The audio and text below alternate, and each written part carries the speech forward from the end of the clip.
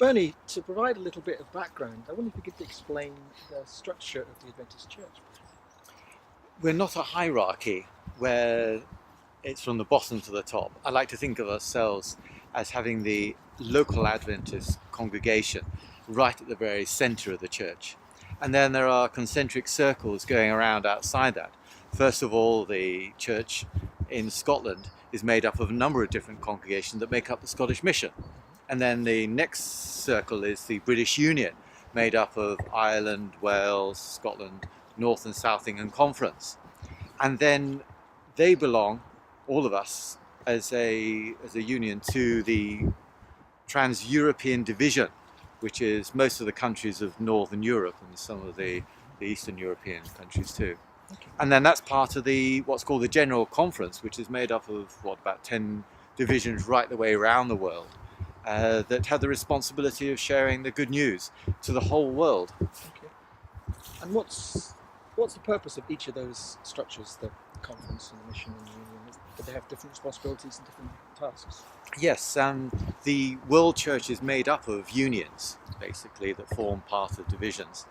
And those unions are structured as conferences that they're self-funding, and missions if they require extra fund reversions, as we call them, because they don't actually contribute quite enough to the central organisation.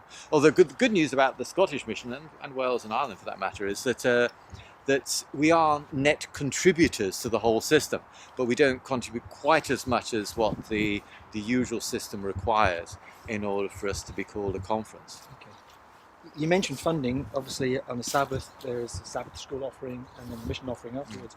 Can you explain how that money is distributed amongst those structures? Sure. The Sabbath school offering is primarily for the mission of the church, and that gets siphoned off directly. Nothing is kept by the local congregation.